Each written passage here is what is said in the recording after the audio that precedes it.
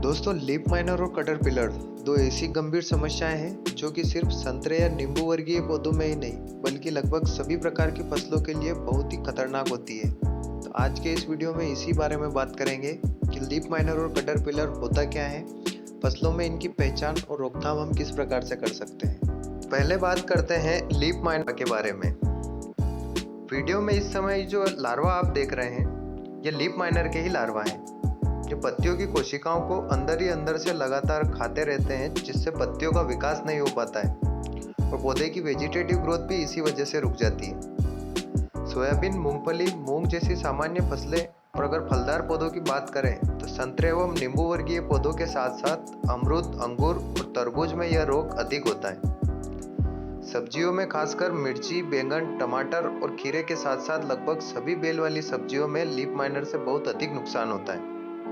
आइए जानते हैं लीफ माइनर के लार्वा पत्तियों पे पनपते कैसे हैं। किसान भाइयों, लीफ माइनर के लार्वा के पनपने का कारण एक विशेष प्रकार की मक्खी का जीवन चक्र होता है। अलग अलग फसलों में यह मक्खी अलग अलग तरह की होती है। आपने भी बहुत सी बार अपने खेत में इस प्रकार की मक्खी को उड़ते हुए जरूर देखा होगा। पौधों में जब नई पत्तियां आती हैं उस समय यह मक्खी पत्ती के अंदर छेद करके अपने कुछ अंडे पत्तियों पर छोड़ जाती है। कुछ समय बाद इन अंडों से ही लार्वा पनपते हैं, जो कि पत्तियों की कोशिकाओं को अंदर ही अंदर से डैमेज करते रहते हैं। कुछ दिनों बाद ये लार्वा इन पत्तियों से निकलकर खेत में गिर जाते हैं और एक अंडाकार आकृति में बदल जाते हैं, जिसे हम प्यूपा की स्टेज कहते हैं। खेत में पड़े रहने के बाद इनमें से पुनः एक नई मक्खी का जन्म होता है और यह मक्खी फिर से पत्तियों पर अंडे देना शुरू कर देती है। एक मक्खी अपने जीवन काल में लगभग 260 से अधिक अंडे देती है। इस प्रकार से यह जीवन चक्र चलता रहता है और लीफ माइनर की समस्या फसलों में बढ़ती जाती है। लीफ माइनर को कंट्रोल कैसे कर सकते हैं, इसके बारे में हम वीडियो में आगे बात करेंगे। उससे पहले हम कटरपिलर की समस्या को समझ लेते हैं, क्योंकि कटरपिलर का जीवन चक्र भी लीफ माइनर से काफी मिलता जुलता है और यह समस्याएं फसलों में लगभग एक ही समय में होती है। इसलिए किसी एक ही कीटनाशक के स्प्रे से इन दोनों ही समस्याओं का समाधान हम एक साथ कर सकते हैं। दोस्तों, कटरपिलर की समस्या का मुख्य कारण कहीं न कहीं लीफ माइनर ही है, क्योंकि लीफ माइनर के लार्वा जब पत्तियों पे पनपते हैं उस समय इन लार्वा की वजह से बहुत सारे कीट फसलों की ओर आकर्षित होते हैं, जिसमें से कुछ तितलियां भी होती हैं। और यह तितलियां भी जब पत्तियों के ऊपर अपने अंडे देती हैं, इनमें से कुछ समय बाद सुंडी या फिर सामान्य भाषा में कहें तो इल्ली बाहर निकलती है और इस इल्ली को ही हम कटरपिलर कहते हैं। 20 से 25 दिन तक पत्तियों को खाने के बाद ये पौधे की टहनियों से चिपक जाती हैं और प्यूपा स्टेज में चली जाती हैं। इसमें से कुछ दिन के बाद फिर से एक नई तितली का जन्म होता है और इस प्रकार यह जीवन चक्र भी चलता रहता है और खेत में कटरपिलर का प्रकोप बढ़ता जाता है।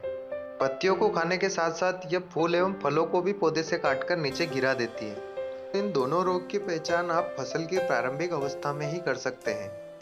अगर पौधे की पत्तियां आपको मुड़ी हुई नजर आती हैं या फिर पत्तियों की सतह पर कुछ इस प्रकार की टेढ़ी मेढ़ी संरचना आपको देखने को मिलती है तो ये लीफ माइनर का ही प्रकोप है।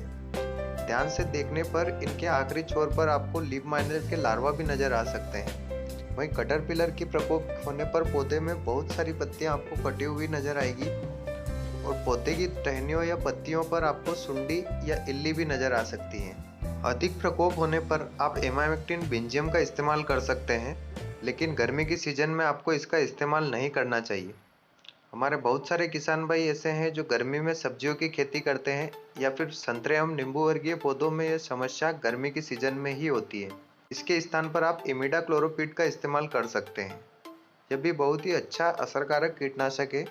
इसकी 50 ml मात्रा को 100 लीटर पानी के साथ मिलाकर आप पौधों पर स्प्रे करें।